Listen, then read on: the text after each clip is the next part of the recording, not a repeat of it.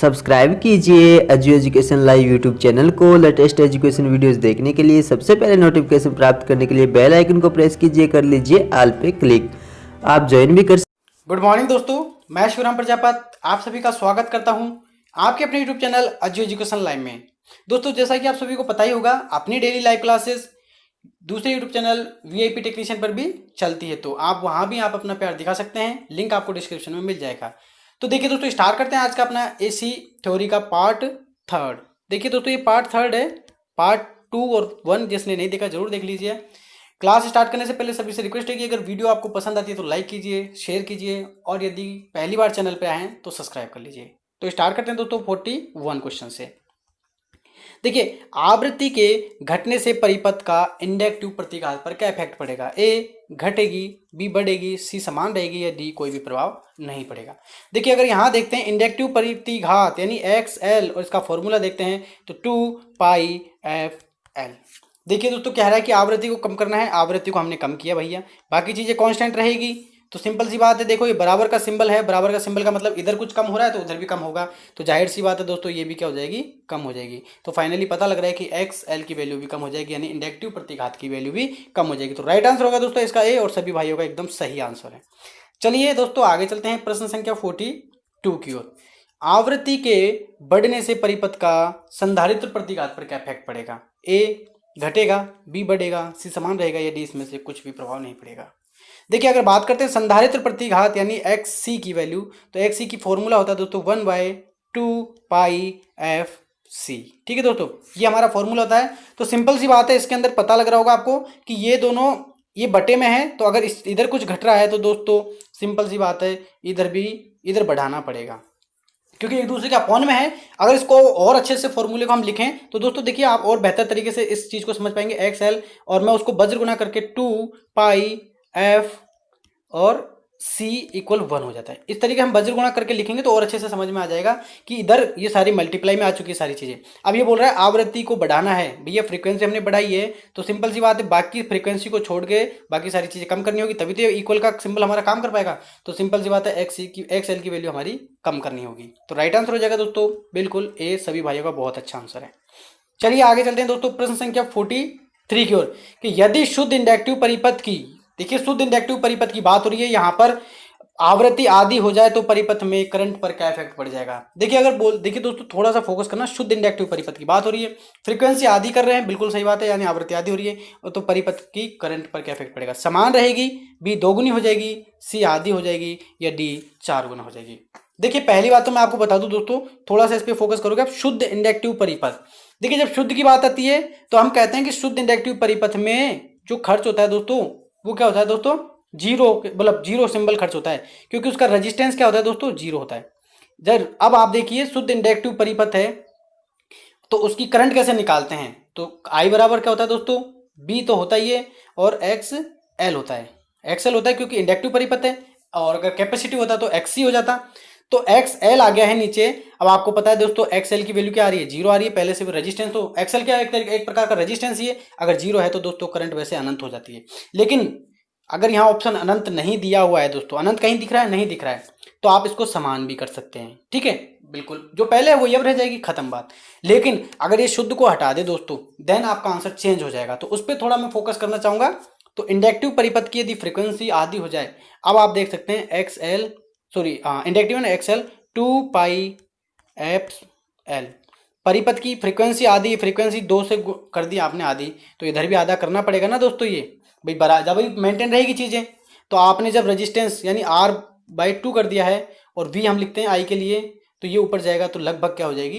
दोगुनी हो जाएगी। ठीक है, इस फॉर्मूले को जब हम सोल्व आउट करते हैं तो ये दो नीचे से ऊपर चले जाएगा, ये गुणा में चल जाएगा। तो फाइनली हमें पता लगेगा, अगर हमारा इंडक्टिव परिपथ होता और फ्रीक्वेंसी आदि हो जाती तो उसकी करंट क्या हो जाती दोस्तों? दोगुनी हो जाती, क्योंकि रेजिस्टेंस कम हो जाता है। रेजिस्टेंस कम होगा तो करंट ज्यादा लेगा, सिंपल सी बात है। ठीक है, तो दोनों ही तरह का सिंबल आपको याद रखना है कि शुद्ध होने पर क्या होगा और इंडक्टिव परिपथ अगर नॉर्मल है तो क्या होगा। चलिए आगे चलते हैं दोस्तों, प्रश्न संख्या 44। अच्छा क्वेश्चन है कि आपका 100 साइकिल पर सेकंड आवृत्ति वाला दोस्तों प्रत्यावर्ती धारा पर कैपेसिटर का दोस्तों 25 ओम का रिएक्टेंस लगाया जाता है। यदि आवृत्ति दोस्तों 50 साइकिल पर सेकंड हो जाए तो रिएक्टेंस क्या इफेक्ट होगा। मतलब आपकी देखिए फ्रीक्वेंसी पहले 100 थी दोस्तों, अगर फ्रीक्वेंसी को हमने आधा कर दिया एक तरीके से 50 का मतलब आधा हो गया, तो उसके रिएक्टेंस पर क्या इफेक्ट पड़ेगा, या जबकि पहले रिएक्टेंस उसका 25 था। अभी देख लीजिए, अभी जस्ट आपने अभी पिछले वाले में किया ही था ना एक्स एल, क्योंकि रिएक्टेंस कौन सा है ये कैपेसिटिव रिएक्टेंस है ना ये। हाँ, तो कैपेसिटिव रिएक्टेंस में अब आपको करना होगा बिल्कुल कि वही होगा 1/2 पाई एफ, और यहाँ पर आएगा दोस्तों सी। ठीक है, अब आपको देखना है कि हमारी फ्रीक्वेंसी क्या हो रही है दोस्तों, यहाँ पर अभी हो रही है दोस्तों कम हो रही है, फ्रीक्वेंसी कम हो रही है दोस्तों, फ्रीक्वेंसी कम हो रही है तो ये ज्यादा होगा। सिंपल सी बात है, हमने अभी पढ़ा था ना जस्ट कि कैपेसिटिव रिएक्टेंस में क्या था कि फ्रीक्वेंसी कम कर रहे थे तो ये ज्यादा हो जाएगा, और ये ज्यादा है तो ये कम ज्यादा जी। तो कितनी ज्यादा हुई, 2 गुनी हो गई फ्रीक्वेंसी, 1/2 हो गई है, तो ये 2 से गुना कर दो, सिंपल सी बात आ जाएगी। तो इसको 25 को जब हम 2 से गुना करते हैं तो 50 आ जाता है। यहाँ से आप इसको इजीली निकाल पाएंगे। तो ये फॉर्मूले आप थोड़ा सा कोशिश करना याद करने की दोस्तों। तो राइट आंसर हो जाएगा दोस्तों इसका 50, और सभी भाइयों का राइट आंसर है। चलिए आगे चलते हैं दोस्तों। प्रश्न संख्या 44, बड़ा ही सिंपल सा क्वेश्चन है कि परिपथ का दोस्तों जो फाई का गुणांक होता है वो क्या है, यानी जो अपना पावर फैक्टर है। ठीक है, किसको शो कर रहा है दोस्तों, पावर फैक्टर को। तो पावर फैक्टर का गुणांक क्या है, जो अपना फॉर्मूला क्या होता है, R/Z होता है या Z/R होता है या XL/Z होता है या XC/Z होता है। बहुत अच्छा, देखिए पावर फैक्टर की बात चल रही है तो सिंपल सी बात है कि एसी की बात चल रही होगी। अब एसी में तो दोस्तों XL भी होता है, XC भी होता है, R भी होता है, Z भी होता है, सारी चीजें मिलती है। तो सारी चीजों का कॉम्बिनेशन बनाना है, तो सारी चीजों का कॉम्बिनेशन कैसे बनेगा भाई, XL XC और R तीनों का कॉम्बिनेशन मिला के Z बन जाता है, सिंपल सी बात है। तो क्या हो जाएगा दोस्तों, R/Z। तो राइट आंसर होगा दोस्तों इसका ए। अच्छे से याद रख लेना हमेशा, और आर हमेशा कैसा रहेगा दोस्तों, इस जेड से या तो छोटा रहेगा या इसके बराबर रहेगा, या तो इसका मान इसके जेड के बराबर हो सकता है आर का मान, या इससे बराबर इसके कम हो सकता है, लेकिन आर का मान कभी भी इससे प्लस में नहीं जाएगा, यानी ज्यादा नहीं होगा। इसलिए हम कह सकते हैं मैक्सिमम पावर फैक्टर 1 होता है। चलिए आगे चलते हैं, मैथमेटिक कैलकुलेशन था उसमें 46 पर चलते हैं दोस्तों। क्या करा क्वेश्चन कि 0.6 शक्ति गुणांक पर पश्चिमगामी पर एक एसी परिपथ का इनपुट 10 किलो वोल्ट एम्पियर, ठीक है, 10 kVA है, तो परिपथ द्वारा ली गई शक्ति यानी किलोवाट में क्या होगी। देखिए आपको सिंपल सा पता होनी चाहिए दोस्तों, एसी के अंदर केवीए को किलोवाट में चेंज करना है, सिंपल सी बात है। तो केवीए को किलोवाट में कैसे करेंगे, देखिए किलोवाट फॉर्मूला क्या होता है, चलिए किलोवाट इक्वल क्या होता है दोस्तों, केवीए मल्टीप्लाई cos फाई, बस सिंपल सा बात है, किलोवाट में आप चेंज कर देंगे। तो जल्दी से चेंज कीजिए, क्या होगा, ए 6 होगा या बी 12 होगा या डी 8 होगा या दोस्तों सी 8 होगा या डी 60 होगा। चलिए बहुत अच्छा, देखिए केवीए कितना दिया हुआ है, 10 दिया हुआ है, और फाई का मान 6 दे रखा है 0.6, तो इसको जब मल्टीप्लाई करते हैं तो लगभग आता है 6। तो राइट आंसर हो जाएगा दोस्तों बिल्कुल ए, सभी भाइयों का बहुत अच्छा, ए इसका राइट आंसर हो जाएगा।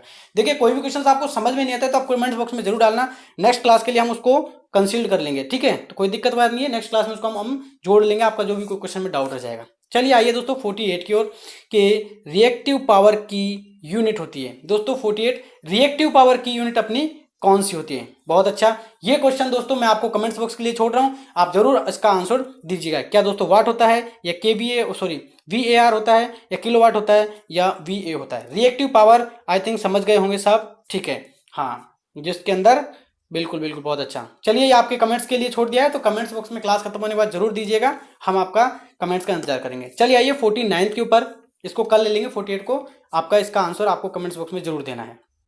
चलिए 48 की ओर आते हैं दोस्तों। एक RLC परिपथ दोस्तों कितना है, रेजिस्टेंस कितनी वैल्यू दे रखी है दोस्तों 6 ओम है, इंडक्टिव रिएक्टेंस 8 है और कैपेसिटिव रिएक्टेंस 16 है। तो परिपथ का दोस्तों इंपीडेंस बोले तो Z ज्ञात करना है दोस्तों। तो जल्दी से निकाल लीजिए दोस्तों, सिंपल सा फॉर्मूला है RLC, ठीक है। तो A 10 ओम हो जाएगा या B 20 ओम या C 8 ओम या दोस्तों D 14 ओम।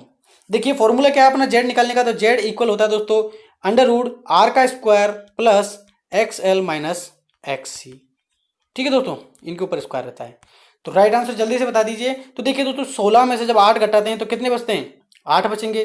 तो 8 का स्क्वायर तो यहाँ आ जाएगा, 8 × 64 हो जाएगा ये, ठीक है, हम ये जोड़ लेते हैं। और R वैल्यू कितनी 6 है, तो 6 × 36, 36 और 64 दोस्तों 100 होता है, और 100 का रूट कितना होता है दोस्तों, बिल्कुल बहुत ही अच्छा, सिंपल हो गया अब ये क्वेश्चन। तो राइट आंसर हो जाएगा दोस्तों इसका ए, बहुत ही सही, सबका बहुत अच्छा है। देखिए दोस्तों शानदार। चलिए आज के अंतिम क्वेश्चन की ओर चलते हैं। प्रश्न संख्या है दोस्तों अपनी 50 नंबर की। देखिए 0.5 हेनरी के इंडक्टेंस वाली कॉइल का इंडक्टिव रिएक्टेंस होगा दोस्तों। तो आपको इंडक्टिव रिएक्टेंस निकालना है, बड़ा ही सिंपल सा फॉर्मूला है। इंडक्टिव रिएक्टेंस निकालने का फॉर्मूला सबको पता होगा, एक्सएल, बड़ा ही अभी पूरे क्लास में यही चल रहा है, एक्सएल और एक्स ही चल रहा है। तो अच्छे से इन चीज़ों को याद दोस्तों याद कर लेना। आपको यहाँ से थ्योरेटिकल और न्यूमेरिकल दोनों ही क्वेश्चंस होंगे। एक्सएल इक्वल होता है दोस्तों 2πf_L। अब यहाँ दे रखा है हेनरी यानी इंडक्टर का मान, एल का मान, तो एल का मान कितना होता है दोस्तों 0.5। अगर फ्रीक्वेंसी नहीं दे रखी है तो हमें नॉर्मल 50 माननी है, और 22/7 आपको पता ही है इसका मान होता है, और गुणा 2 से कर लो। ठीक है, जब इनको फाइनली काट पीट कर आप निकालेंगे दोस्तों, देखिए मैं आपको एक बार कैलकुलेशन करके ही बता देता हूँ। ठीक है, देखिए हमने लिखा 2π का मान 22/7 लिख लेते हैं दोस्तों, है ना। 2πf, एफ कितना है 50 है अगर कुछ नहीं दिया है, और एल का मान देखा है 0.5। पॉइंट को हटाते हैं तो नीचे 0 बढ़ाते हैं, 0 से 0 कट जाएगा, 5 से 25 हो गया दोस्तों। लगभग इसको 7 से अगर 3 बार काटते तो 21 आता है, तो लगभग हम पॉइंटों में ले लेते हैं एक बार, विदाउट पॉइंट हो गया ना, तो 3 कर लेते हैं, कुछ रह जाएगा, तो 3 दूनी 6 हो जाएगा, और 25 का लगभग 150 के समथिंग ये पहुंच चुका है। तो देखिए अब लगभग 150 के आसपास का आंसर कौन सा है, कोई सा है, ये नहीं है, ये नहीं है, ये बहुत ज़्यादा हो गया, ये आसपास है। तो हम इस तरीके से ऑप्शंस के ऊपर भी हम कैलकुलेशन हम कई बार पॉइंटों में करने बैठेंगे तो एग्जाम में बड़ा टाइम लग जाएगा। तो देखिए ऑब्जेक्शन भी हमें देख लेने हैं, ऑब्जेक्शन में क्या हमको दिया हुआ है। तो राइट आंसर हो जाएगा इसका बी। बहुत अच्छा। तो देखिए दोस्तों क्लास कैसी लगी जरूर कमेंट्स बॉक्स में जरूर बताइएगा।